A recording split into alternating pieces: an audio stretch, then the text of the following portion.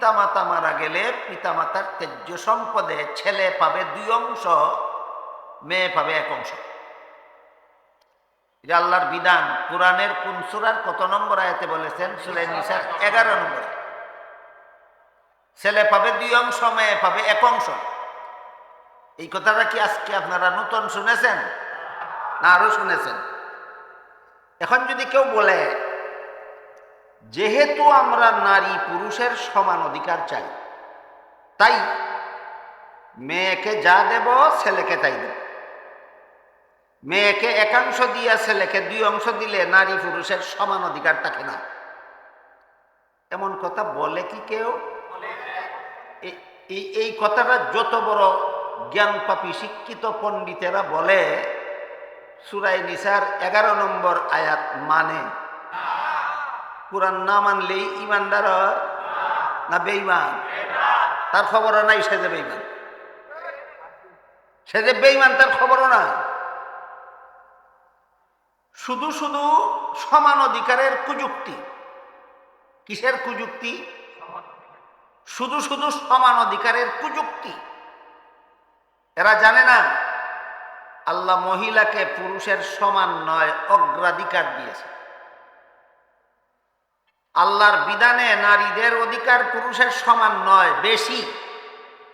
সমান না বেশি? আমার সাথে সাথে বললে হবে না, বুঝতে হবে। আমি একটু বুঝাই। কোনো বাবার ঘরে যদি একটা ছেলে সন্তান জন্ম হয়, এই ছেলেকে লালন পালন করা বাবার দায়িত্ব হয় কতদিন? নাবালক থাকবে যতদিন। ছেলে সাবালক হলে এই ছেলেকে লালন পালনের দায়িত্ব আল্লাহর বিধান মতো বাবার উপর বর্তায় না, তার নিজের উপর বর্তায়। বুঝে থাকলে বলুন তো, ছেলেকে লালন পালন করা বাবার দায়িত্ব কতদিন? নাবালক থাকবে। কিন্তু এই বাবার ঘরে যদি একটা মেয়ে সন্তান জন্ম হয়, নাবালক সাবালক প্রশ্ন নাই, যতদিন বিয়ে না হবে ততদিন লালন পালন করা বাবার দায়িত্ব। তাহলে জীবনের শুরুতেই বাবার সম্পদে লালিত পালিত হওয়ার অধিকার ছেলে মেয়ের সমান না মেয়ের অগ্রাধিকার? আল্লাহ দিলেন অগ্রাধিকার, তোমরা চাও সমান অধিকার। নিতে ধরছে তোমাদের, জিতাই লোকে ঠগাই লোকে। কথা বুঝেন আপনারা? আমার আল্লাহ দিয়েছিলেন অগ্রাধিকার, এরা চায় সমান অধিকার। জিতাই লোকে ঠগাই লোকে। আল্লাহ জিতাইছিল, এই সমান অধিকারবাদীরা নারীবাদীরা ঠগাইল। এই পর্যন্তই কথা শেষ না। একটা ছেলে যেমন বয়স্ক হলে তার বিয়ের দরকার, একটা মেয়েও বয়স্ক হলে তার বিয়ের দরকার। তাই বয়স্ক একটা ছেলের সাথে বয়স্ক একটা মেয়ের বিয়ে হইল একতরফা দরকারে না উভয়ের সমান দরকারে? যেহেতু উভয়ের সমান দরকারে, উভয়ে বিবাহ বন্ধনে আবদ্ধ হবে।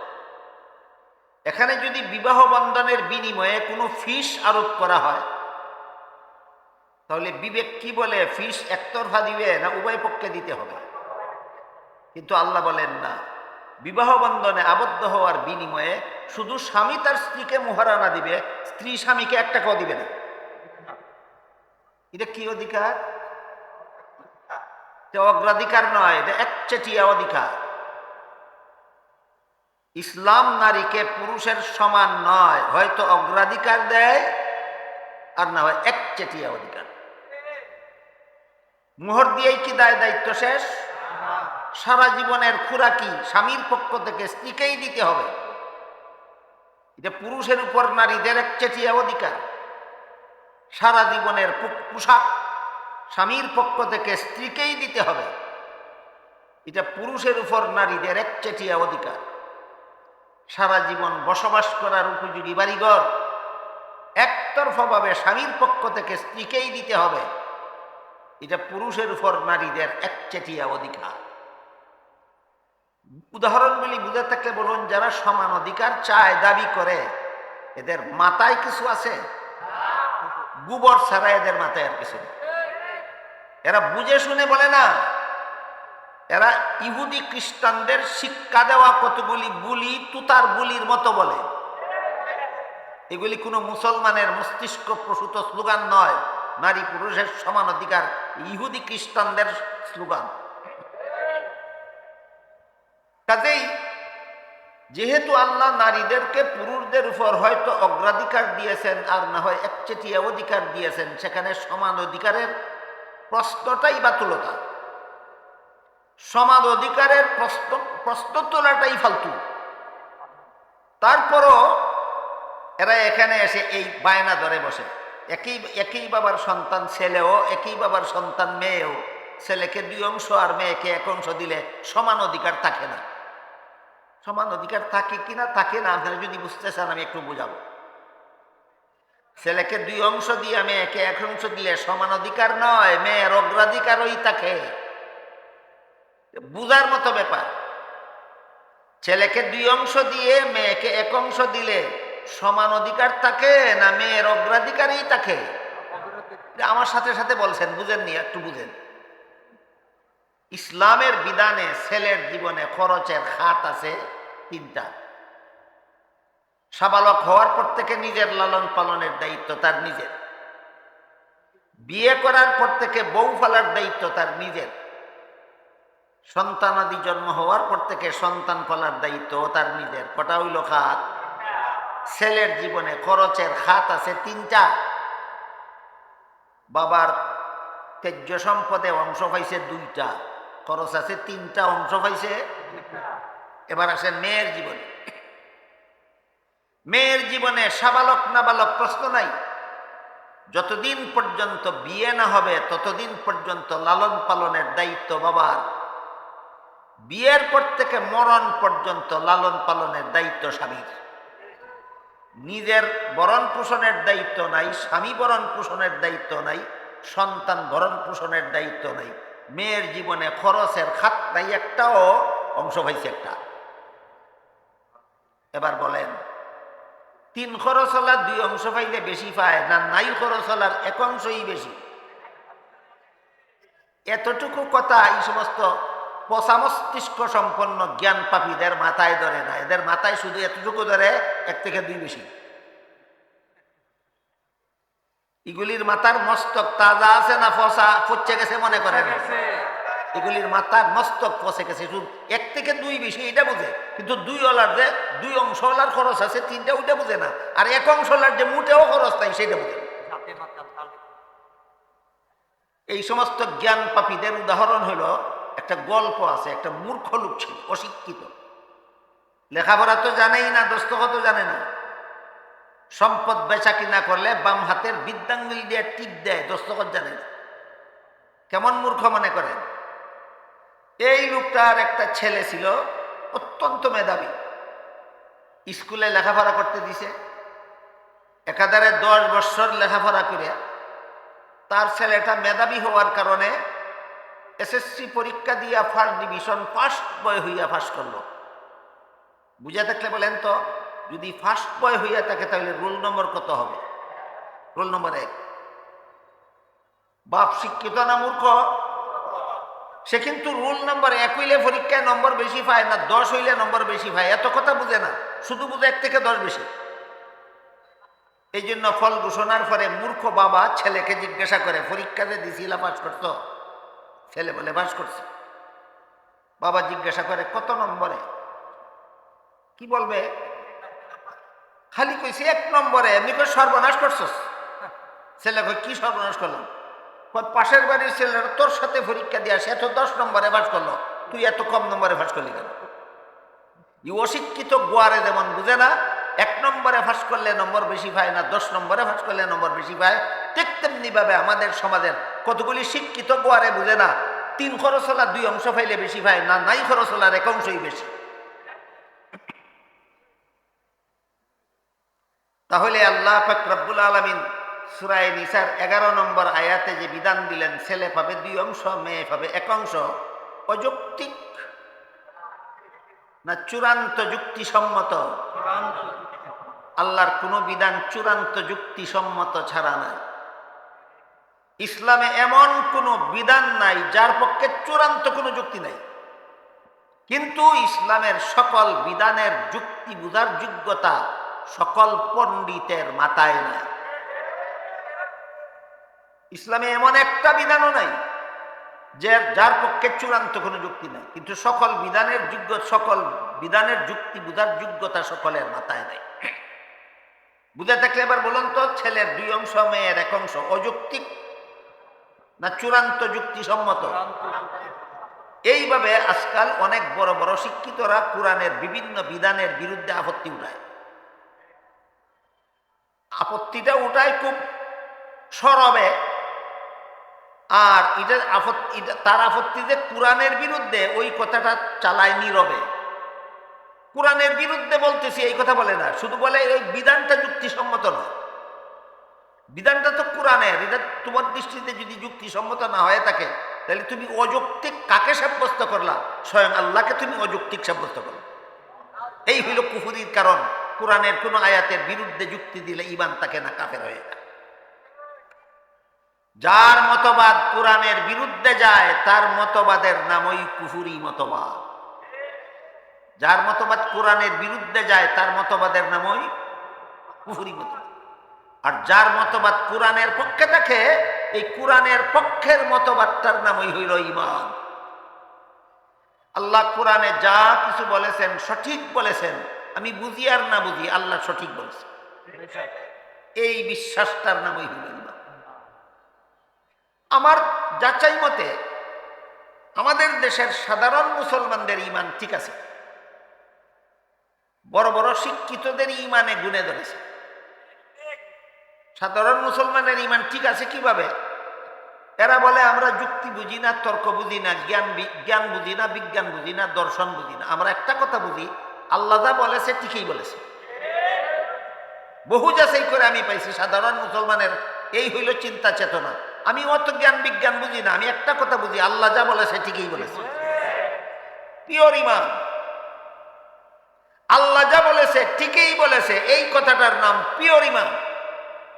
এটা যার অন্তরে আছে সেই মুমিন, যার অন্তরে আছে সেই।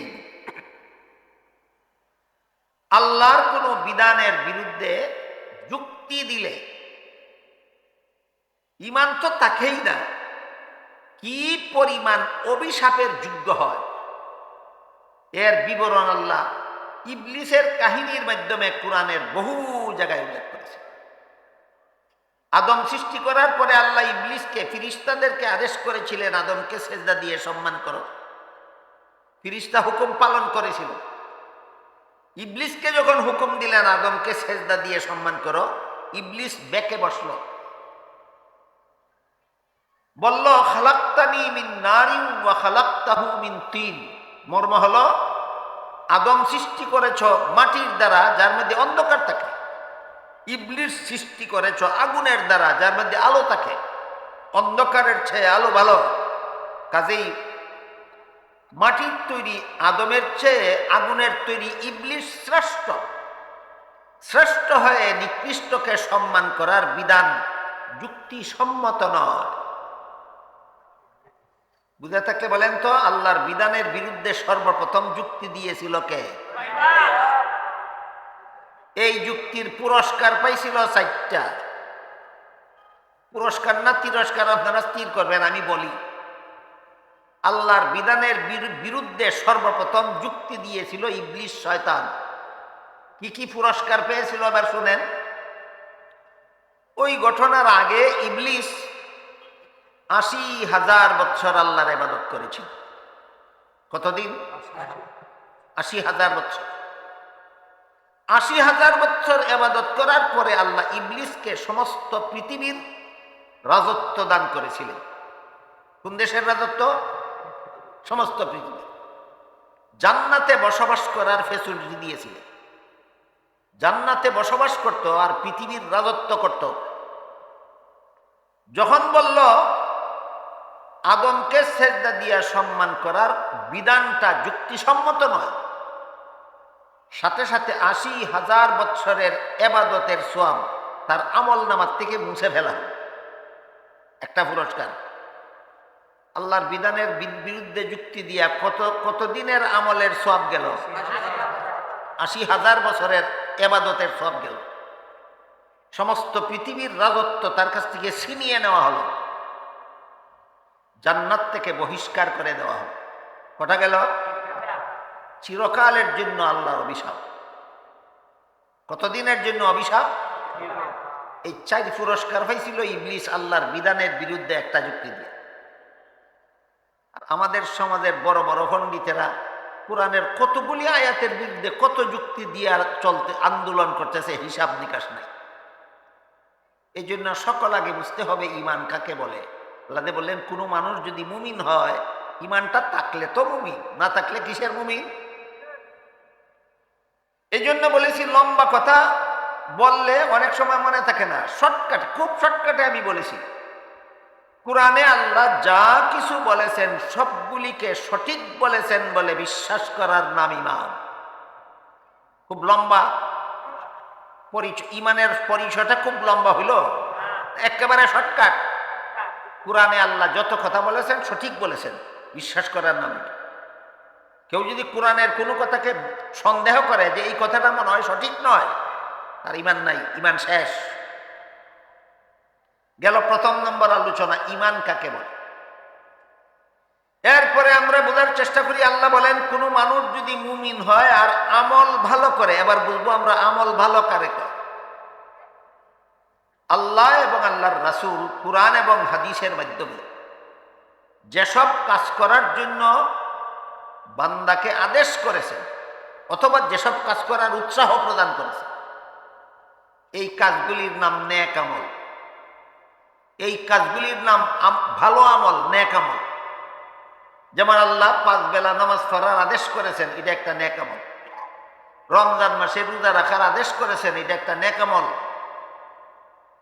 রমজান মাসের রাতের বেলায় তারাবিহের নামাজ পড়ার জন্য আল্লাহ কোরআনে আদেশ করেননি, কিন্তু রাসূল করিম সাল্লাল্লাহু আলাইহি ওয়াসাল্লাম হাদিস শরীফে উৎসাহ প্রদান করেছেন। সুতরাং তারাবির নামাজ একটা নেক আমল। এক কথায় আল্লাহ এবং আল্লাহর রাসূলের পক্ষ থেকে যেসব কাজের আদেশ করা হয় সেইগুলিও নেক আমল, আর যেসব কাজের উৎসাহ প্রদান করা হয় সেইগুলিও, এই 2 প্রকার নেক আমল। মুমিন ঈমান ঠিক রাখার পরে যারা ঈমানদার, যাদের ঈমান ঠিক আছে, যারা বিভিন্ন আল্লাহর বিধানের বিরুদ্ধে আপত্তি উত্থাপন করে, যারা নিজেদের ঈমানটাকে ধ্বংস করেনি, তাদের নেক আমলের মূল্য কত আল্লাহ পাক রব্বুল আলামিন বলেন, ওয়া'আদাল্লাহুল্লাযীনা আমানু মিনকুম ওয়া আমিলুস সালিহাত লা ইস্তাখলিফান্নাহুম ফিল আরদি কামাস্তাখলাফাল্লাযীনা মিন ক্বাবলিহিম ওয়া লা ইউমাক্কিনান্না লাহুম দীনাহুমুল্লাযী ইরতাদা লাহুম ওয়া লা ইউবাদদিলান্নাহুম মিন বাদি খাউফিহিম আমনা। এই আয়াতে আল্লাহ বলেন, হে মুমিন মুসলমানেরা, তোমাদের যাদের ঈমান ঠিক আছে, তোমরা যদি আমলটা ভালো করো, ঈমান ঠিক থাকার পরে আমলটা যদি ভালো করো, তাহলে দুনিয়াতেই তোমাদেরকে 3টা পুরস্কার দেবে। ঈমানদারের আমল ভালো হইলে দুনিয়াতে দিবেন কত পুরস্কার? 3 পুরস্কার। মরণকালে দিবেন একটা মহা পুরস্কার। কবর জগতে আছে অনেক পুরস্কার, পরকালের পুরস্কার হবে জান্নাত। এতগুলি পুরস্কারের বিবরণ দিয়ে আমি শেষ করতে পারবো না, শুধু দুনিয়ার 3 পুরস্কারের কথা শুনুন। আল্লাহ বলেন, হে মুমিন মুসলমানেরা, তোমরা যদি আমলটা ভালো করো, তাহলে দুনিয়াতেই তোমাদেরকে 3 পুরস্কার দেব। 1 নম্বর, লা ইস্তাখলিফান্নাহুম ফিল আরদি কামাস্তাখলাফাল্লাযীনা মিন ক্বাবলিহিম। পৃথিবীর শাসন ক্ষমতা তোমাদের হাতে, সারাটা বিশ্ব মুসলমান শাসন করবে, যদি মুসলমান সুদকুর, ঘুষখোর, মদকুর, গাঁজাখোর, দুর্নীতিবাজ, জালিয়াতিকারী, অপকর্মে লিপ্ত না হয়। যদি মুসলমান চোর না হয়, মুসলমান ডাকাত না হয়, মুসলমান খুনি না হয়, মুসলমান সন্ত্রাসী না হয়, মুসলমান জিনাকার না হয়, মুসলমান জবরদখলকারী না হয়, মুসলমান যদি ছিনতাইকারী না হয়, মুসলমান যদি সুদকুর না হয়, মুসলমান যদি ঘুষখোর না হয়, মুসলমান যদি মদকুর না হয়, মুসলমান যদি গাঞ্জাখোর না হয়, মুসলমান যদি দুর্নীতিবাজ না হয়, মুসলমান যদি জালিয়াতিকারী না হয়, আল্লাহ বলেন সমস্ত পৃথিবীর শাসন ক্ষমতা মুসলমানদের হাতে তুলে দেন।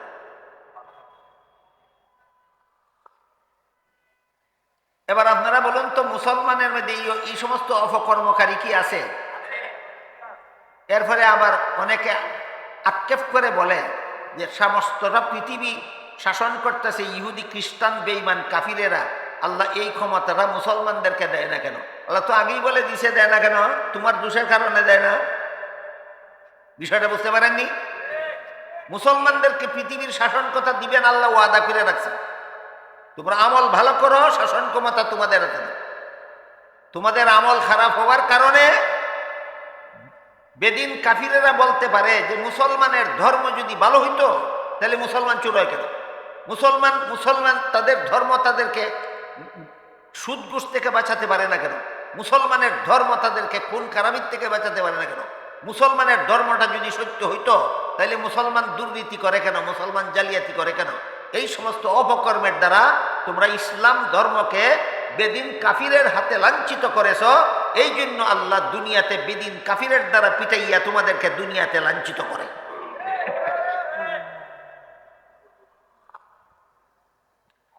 মুসলমানের বদ আমলের কারণে বেদিন কাফিরের কাছে ইসলামের লাঞ্ছনা হয়।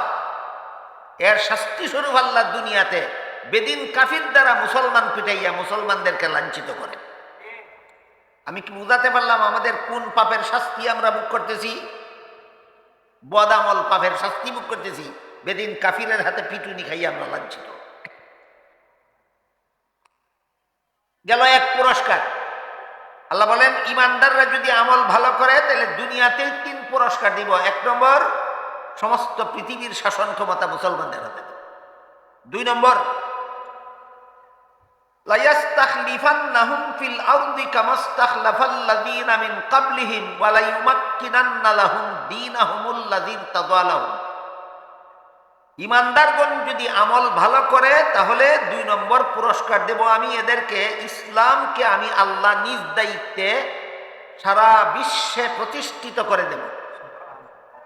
ইসলামকে আল্লাহ প্রতিষ্ঠিত করে দিবেন। আমরা করি ইসলাম প্রতিষ্ঠার আন্দোলন, আর আল্লাহ বলেন ইসলাম আল্লাহ প্রতিষ্ঠা করে দিবেন। তুমি তোমার বদ আমলের বিরুদ্ধে গিয়ে আন্দোলন করো। আমরা যদি নিজেদের কুপ্রবৃত্তির বিরুদ্ধে আন্দোলন করি, আমরা যদি নিজেদের এই কুঅভ্যাসগুলি, এই অপকর্মের বদ অভ্যাসগুলি ছেড়ে দেই, আল্লাহর ইবাদত বন্দেগীতে লিপ্ত হই, আল্লাহ বলেন ইসলাম আমি আল্লাহ প্রতিষ্ঠিত করে দিব সারা বিশ্বে। তাইলে আমি ইসলাম প্রতিষ্ঠা করার আন্দোলন করব না আমি পাপের বদ অভ্যাস সারার আন্দোলন করব? হ্যাঁ, আমার পাপের বদ অভ্যাস সারার, আমার কুপ্রবৃত্তির বিরুদ্ধে যদি আমি আন্দোলন করতে পারি, আমি যদি আমার অপকর্মগুলি ছেড়ে দিতে পারি, আমি যদি আমলটা ভালো করে নিতে পারি, আল্লাহ বলেন লায়ুমাক্কিনান্না লাহুম দীনাহুমুল্লাযী ইরতাদা লাহুম। তোমাদের যে ইসলাম ধর্মকে আল্লাহর পছন্দসই, সেই ইসলাম ধর্মকে আল্লাহ পৃথিবীতে প্রতিষ্ঠিত করে দেবেন তোমরা যদি নেক আমলওয়ালা হতে পারো। ইসলাম প্রতিষ্ঠা হয় না কেন? মুসলমানের বদ আমলের কারণে। পৃথিবীর শাসন ক্ষমতা মুসলমানদের হাতে আসে না কেন? মুসলমানের বদ আমলের কারণে। বুঝতে পারতেছি? গেল 2য় পুরস্কার। 3য় পুরস্কারের ঘোষণা দিয়ে আল্লাহ বলেন ওয়ালা ইউবাদদিলান্নাহুম মিন বাদি খাউফিহিম আমনা। সন্ত্রাসীদের হামলার থেকে আমি আল্লাহ তোমাদেরকে নিরাপদ করে দেব। বর্তমান দুনিয়ার মুসলমানেরা সন্ত্রাসীদের হামলার থেকে নিরাপদে না, আক্রান্ত। বুঝে না আসলে রোহিঙ্গা মুসলমানদের দিকে তাকান, বুঝে না আসলে কাশ্মীরি মুসলমানদের দিকে তাকান, বুঝে না আসলে ফিলিস্তিনি মুসলমানদের দিকে তাকান, বুঝে না আসলে সারা দুনিয়ার কোথায় কোথায় মুসলমানের রক্তে পৃথিবী লাল হচ্ছে তাকিয়ে দেখেন। আমরা তো সন্ত্রাসীদের হামলার থেকে আমরা তো নিরাপদ নই, আমরা আক্রান্ত। আল্লাহ বলেছেন এই আক্রান্ত থাকবে না, তোমাদেরকে আমি আল্লাহ সন্ত্রাসীদের হামলার থেকে নিরাপদ করে দেব। তোমরা শুধু আমলটা ভালো করো, তোমরা শুধু আমলটা ভালো করো। এই সমস্ত ইসলামী সম্মেলন একটা কাজের জন্যই হয়, মুসলমানের আমলটা ভালো হওয়ার আগ্রহ যেন এখান থেকে সৃষ্টি হয়। আল্লাহ বলে দিয়েছেন মুসলমান তোমরা আমল ভালো করলে দুনিয়াতেই তোমাদেরকে আমি আল্লাহ 3টা পুরস্কার দিব। এরপরে মুসলমান যদি নেক আমল করতে থাকে মরণ পর্যন্ত, মরণকালে আল্লাহ একটা মহা পুরস্কার দিবেন। মরণকালে মহাপুরস্কার। সেটা কি? আল্লাহ বলেন, ইন্নাল্লাযীনা ক্বালু রাব্বুনাল্লাহু সুম্মা ইসতাকামু তাতানাজ্জালু আলাইহিমুল মালাইকাতু আল্লা তাখাফু ওয়া লা তাহজানু ওয়া আবশিরু বিল জান্নাতিল্লাতী কুনতুম তুআদুন। আল্লাহ বলেন, যারা আমি আল্লাহকে রব স্বীকার করে নিল, অর্থাৎ ঈমান আনলো, এরপরে যদি নেক আমলে অটল থাকে মরণ পর্যন্ত, ঈমান আনার পরে যদি বদ আমল ছেড়ে দেয়, নেক আমলকে অভ্যাস বানায় এবং নেক আমলের অভ্যাসটা যদি মরণ পর্যন্ত চালু থাকে, আল্লাহ বলেন মরণকালে তোমার মতো মুমিন মুসলমানকে, নেক আমলওয়ালা মুসলমানকে মরণকালে শয়তান যেন বেঈমান বানাতে না পারে, সেজন্য আমি রহমতের ফিরিস্তা পাঠিয়ে তোমাকে মরণকালে ঈমান নিয়ে মরণের ব্যবস্থা করে দিই। হাদিস শরীফে রাসূল করিম সাল্লাল্লাহু আলাইহি ওয়াসাল্লাম বলেছেন, একটা মানুষকে শয়তান বেঈমান বানাবার জন্য সারা জীবন যত চেষ্টা করে, মরণকালে তার চেয়ে বেশি চেষ্টা করে। একটা মানুষকে শয়তান বেঈমান বানাবার জন্য সারা জীবন ভর যত চেষ্টা করে, তার চেয়ে বেশি চেষ্টা করে ইমানদারের মরণকালে তাকে বেঈমান বানাবার জন্য। কারণ মরণের সময় বেঈমান বানিয়ে দিতে পারলে জাহান্নামে শয়তানের চিরস্থায়ী সাথী বানাতে পারবে তাকে। এটা শয়তানের চ্যালেঞ্জ আল্লাহর সাথে, যে তোমার যে আদমকে সম্মান না করার কারণে আমি চিরকালের জন্য অভিশপ্ত হইলাম, এইরকম বিপুল সংখ্যক আদম সন্তানকে জাহান্নামে আমার সাথী বানাবো। ওই চ্যালেঞ্জ বাস্তবায়নের জন্য প্রত্যেকটা মুমিন মুসলমানের পিছনে শয়তান সারা জীবন মেহনত করে বেঈমান বানাবার জন্য। সারা জীবনের মেহনতে যারা পারেনি, মরণকালে তার সবচেয়ে বেশি মেহনত করে তারা মরণকালে বেঈমান বানাবে। একজন মুমিন মুসলমানকে মরণকালে বেঈমান বানাবার জন্য শয়তানে কেমন চেষ্টা করে, এর একটা উদাহরণ দিয়েছেন রাসূল করিম সাল্লাল্লাহু আলাইহি ওয়াসাল্লাম এক হাদিসে। উদাহরণটা আপনাদের শুনে। একজন মুমিন মুসলমানের মা বাবা তার আগেই মারা গেল, তারপরে এই মুসলমানটার মরণকালে একটা শয়তান তার মৃত বাবার আকৃতি ধারণ করে তার কাছে আসে, আর একটা শয়তান তার মৃত মায়ের আকৃতি ধারণ করে তার কাছে আসে। সে দেখতে পায় যে আমার মা বাবা জীবিত হয়ে আমার কাছে এসেছে। তখনও শয়তান চিনতে পারে না, নিজের মা রূপী শয়তানকে নিজের মাই মনে করে, বাবা রূপী শয়তানকে নিজের বাবাই মনে করে।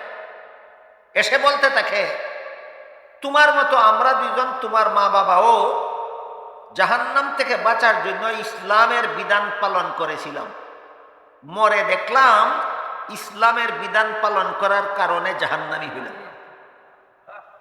তোমার এখনো সময় আছে, মরণের আগে আগে যদি একবার বলে দাও আমি আর ইসলাম মানি না, তখন তুমি মরবা আর জান্নাতে যাবে। এই সময় লোকটা এমন একটা মহা টেনশনে পড়ে, সারা জীবন ভর আলিমুল আমাদের কাছে যে কথা শুনেছে, তারা তো নিজের চোখে দেখে বলেননি, তারাও তাদের উস্তাদের কাছে শুনে বলেছেন। আর আমার মা বাবা নিজেরা ভুক্তভোগী হয়ে বলতেছে, এখন কি দেখা কথা মানবো না শোনা কথা মানবো? এইরকম ইতস্ততের মধ্যে যখন পড়ে, টেনশনে যখন পড়ে যায়, আল্লাহ বলেন তাতানাজ্জালু আলাইহিমুল মালাইকা, এই মুহূর্তে আমি রহমতের ফিরিস্তা পাঠিয়ে দিই তার কাছে।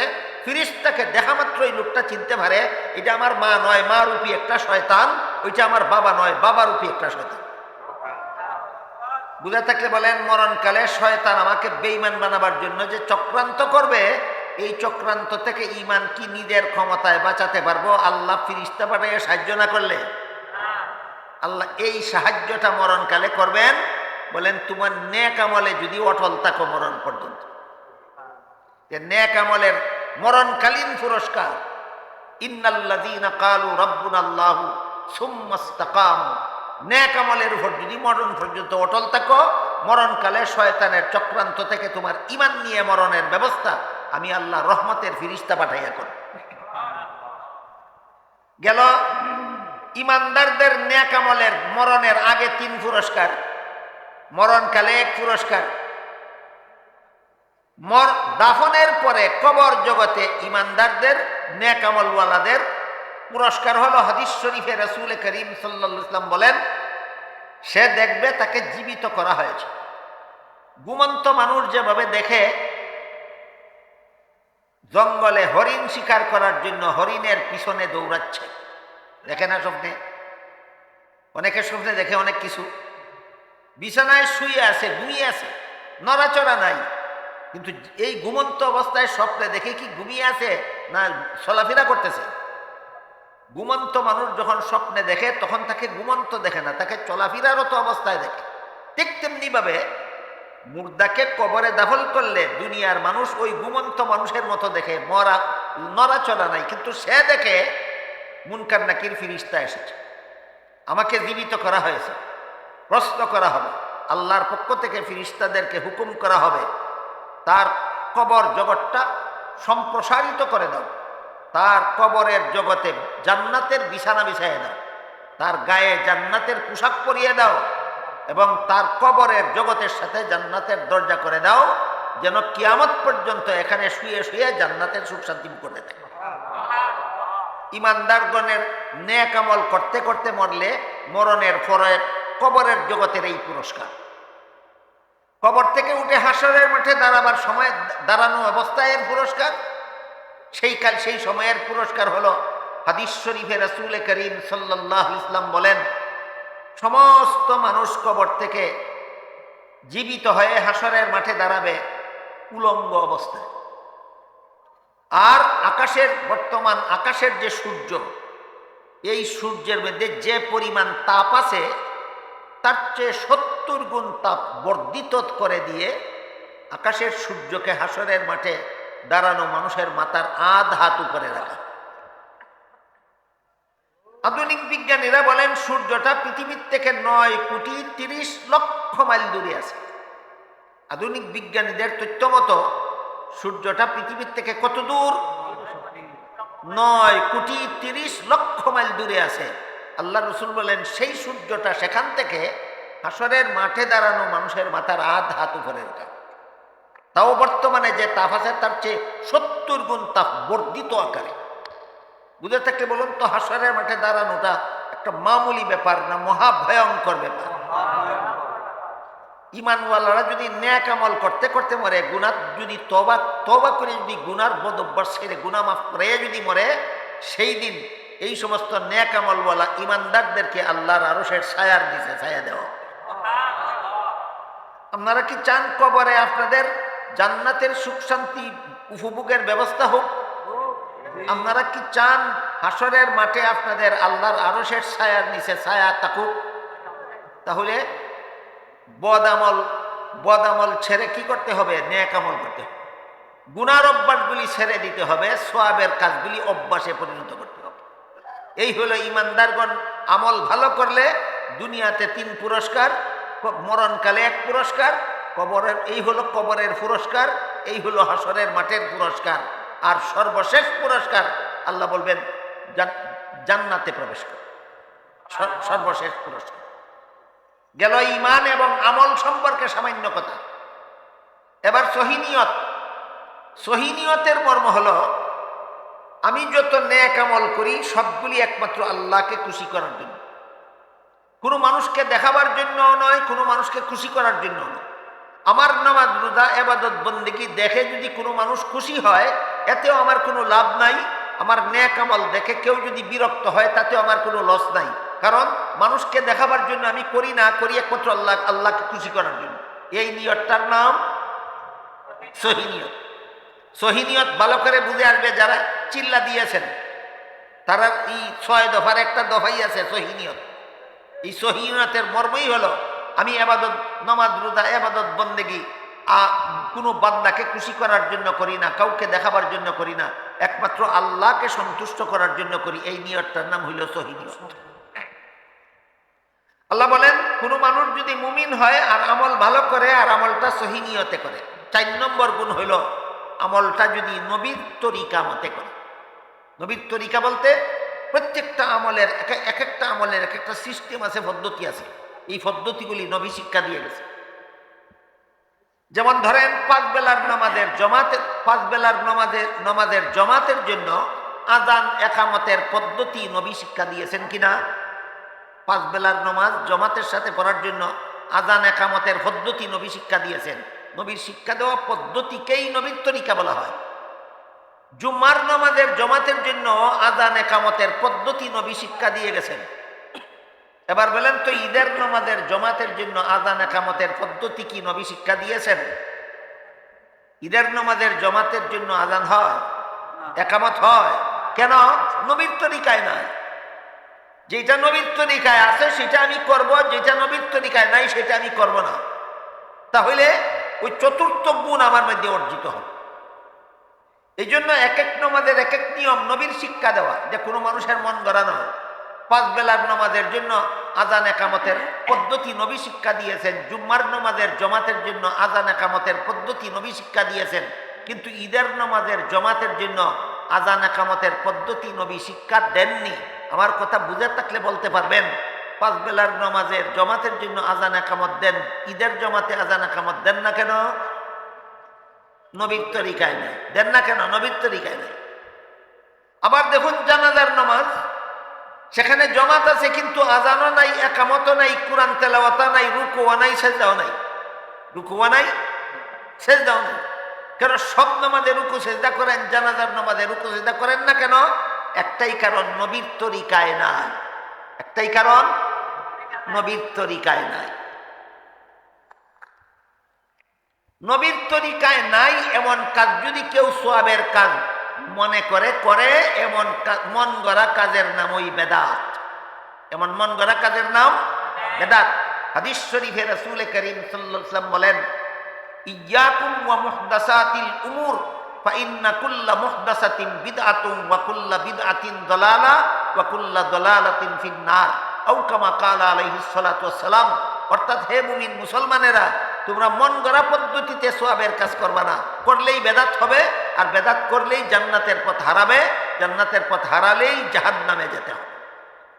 কত গুণ হইল? 4 গুণ। 1 নম্বর মুমিন হওয়া, 2 নম্বর নেক আমল করা, 3 নম্বর সহি নিয়তে করা, 4 নম্বর নবীর তরিকা মতে করা। কটা হইল? 4টা।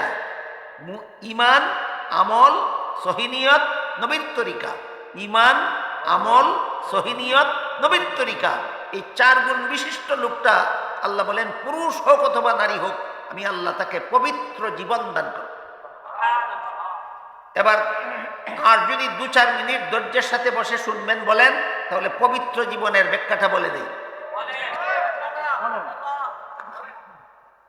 আল্লাহ বলেন 4 গুণ বিশিষ্ট লোকটা পুরুষ হোক অথবা নারী হোক, আমি আল্লাহ তাকে পবিত্র জীবন দান করব। এই পবিত্র জীবনের 2 ব্যাখ্যা। একটা হলো পরকালে আখেরাতে পবিত্র জীবন, আর একটা হলো দুনিয়াতে পবিত্র জীবন।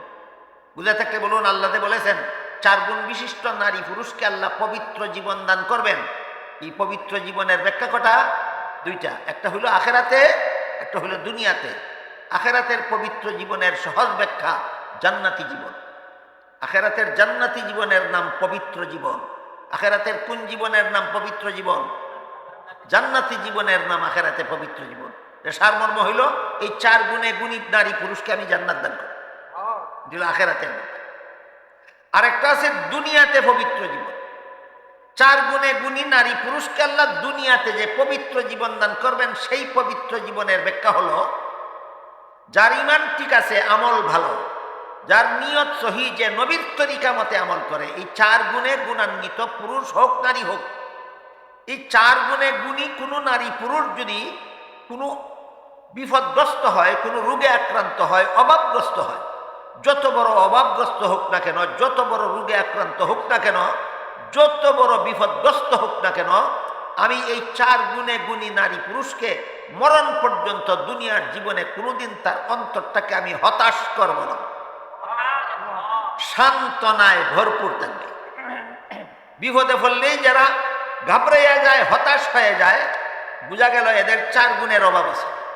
4 গুণের যাদের অভাব নাই, এরা বিপদে পড়লে হতাশ হয় না।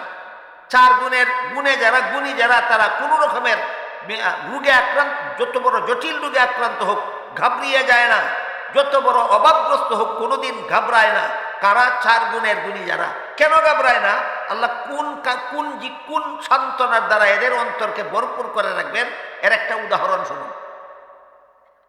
হাদিস শরীফে রাসূল করিম সাল্লাল্লাহু আলাইহি ওয়াসাল্লাম বলেন, কোন ইমানদার মুমিন মুসলমানের পায়ে যদি একটা কাটা ফুটে, কাটা ফুটা বুঝেন? বড়ই গাছ আছে না, বড়ই গাছ, বড়ই গাছের ডালে কাটা থাকে না? অনেক সময় কাঁটাগুলি ভেঙ্গে ভেঙ্গে গাছের নিচে পড়ে। এই জন্য কোনো সময় কেউ যদি জুতা ছাড়া খালি পায়ে বড়ই গাছের নিচ দিয়ে যায়, অনেক সময় তার পায়ে ওই বড়ইয়ের পরে যাওয়া কাঁটা পায়ে ফুটে। এরকম আল্লাহ রসুল বলেন, কোনো মুমিন বান্দার পায়ে যদি একটা কাঁটা ফুটে, এই কাঁটা ফুটার কারণে তার যত সামান্য কষ্ট হয়, বলেন তো লাঠি দিয়া মাথায় আঘাত করে মাথা ভেঙ্গে ফেলার মতো কষ্ট না সামান্য সুইয়ের কুচার মতো, পিপিলিকার কামড়ের মতো? ছোট্ট একটা পিপিলিকা কামড় দিলে যে পরিমাণ কষ্ট হয়, একটা বড়ইয়ের কাঁটা পায়ে ফুটে এই পরিমাণ কষ্ট। এই যত সামান্য কষ্ট হয় তার এই পায়ের কাঁটা ফুটার কারণে, এই কষ্টটার বিনিময়েও আল্লাহ হয়তো তার কোনো না কোনো গুনাহ মাফ করেন, আর না হয় তার মর্যাদা বাড়িয়ে দেন। এবার বলেন, একটা কাঁটা ফুটার কষ্টের বিনিময়ে যদি আল্লাহ আমার গুনাহ মাফ করে দেন, আমার মর্যাদা বাড়িয়ে দেন, তাহলে আমি জটিল রোগে আক্রান্ত হইলাম, কত বড় কষ্ট! আমি জীবন বড় অভাবী জীবন যাপন করছি, কত বড় কষ্ট! আমি মারাত্মক রকমের বিপদগ্রস্ত হলে কত বড় কষ্ট! এই বিপদগুলি, কষ্টগুলি, অভাবগুলি আল্লাহ ইচ্ছা করে ইমানদার মুমিন বান্দাদের দিয়া থাকেন, যেন পরকালের শাস্তি তোমার এখানেই হালকা হয়ে যায়। এই কথাটা যারা বুঝে, এই কথাটা যাদের অন্তরে বদ্ধমূল থাকে, এরা বিপদে পড়লেও কোনোদিন ঘাবড়ায় না, অভাবগ্রস্ত হলেও ঘাবড়ায় না, এরা কোনোদিন রোগাক্রান্ত হলেও ঘাবড়ায় না। এটা হইল দুনিয়ার পবিত্র জীবন। এই জিনিসটা বুঝাবার বিষয় নয়, বুঝার বিষয়। 4 গুণে গুণী হয়ে দেখুন আপনি, 4 গুণে গুণী হলে দেখবেন আপনি অভাবগ্রস্ত হইলেও মন আপনার ঘাবড়াবে না কখনো, আপনি রোগাক্রান্ত হলেও মন সান্ত্বনায় ভরপুর থাকবে, আপনি বিপদগ্রস্ত হলেও মন সান্ত্বনায় ভরপুর থাকবে। এটা নিজে বুঝবার ব্যাপার, বুঝাবার ব্যাপার না। কোনো বিষয় এমন থাকে সময় মতো নিজেই বুঝতে হয়, বুঝানো যায় না। যেমন একটা উদাহরণ, হাকিমুল উম্মত হযরত আল্লামা আশরাফ আলী থানভী রহমতুল্লাহি আলাইহির কাছে একজনে জিজ্ঞাসা করেছিল, থানভী সাহেব, আমি আল্লাহর প্রিয় পাত্র হলাম কিনা আমি কি বুঝতে পারবো? থানভী রহমতুল্লাহ আলী বলেন, এটা বুঝাবার ব্যাপার নয়, বুঝার ব্যাপার। তুমি যেদিন প্রিয় পাত্র হইবা সেদিন তুমি বুঝবা, এর আগ পর্যন্ত তোমাকে বোঝানো যাবে না আল্লাহর প্রিয় পাত্র কিভাবে হয়। কথাটা বুঝাতে গিয়ে থানভী একটা উদাহরণ দিয়েছেন চমৎকার। সেটা হইল 5 বৎসরের একটা নাবালক ছেলে, তারে যদি আপনি 5 ঘন্টা লেকচার দিয়ে বোঝান সাবালক কাকে বলে, বুঝবে কিছু? কিন্তু যেদিন সাবালক হবে নিজে নিজেই বুঝবে। তাহলে বলুন তো, সাবালক ব্যাপারটা বুঝাবার ব্যাপার না, নিজে নিজে বুঝার ব্যাপার। যেমন ভাবে নাবালককে বোঝানো যায় না সাবালক কাকে কয়, যেদিন সাবালক হয় নিজেই বুঝে, ঠিক তেমনি ভাবে 4 গুণের গুণী ছাড়া আর কাউকে বোঝানো যায় না দুনিয়ার পবিত্র জীবন কাকে বলে। যেদিন 4 গুণে গুণী হবে সেদিন নিজে নিজেই বুঝবে আল্লাহ আমাকে দুনিয়াতে পবিত্র জীবন দান করেছে। তাই আল্লাহ বলেন, কোনো মানুষ যদি মুমিন হয়, আমল ভালো করে, সহি নিয়তে করে, নবীর তরিকা মতে করে, আমি আল্লাহ তাকে দুনিয়াতে আখেরাতে পবিত্র জীবন দান করব। আল্লাহ আমাদের সবাইকে এই 4 গুণের অধিকারী হয়ে দুনিয়াতে আখেরাতে পবিত্র জীবন লাভ করার সৌভাগ্য দান করুন। সবাই বলুন আমিন। সুবহান রাব্বিকা রাব্বিল ইজ্জাতি আম্মা ইয়াসিফুন ওয়া সালামুন আলাল মুরসালিন ওয়ালহামদুলিল্লাহি রাব্বিল আলামিন।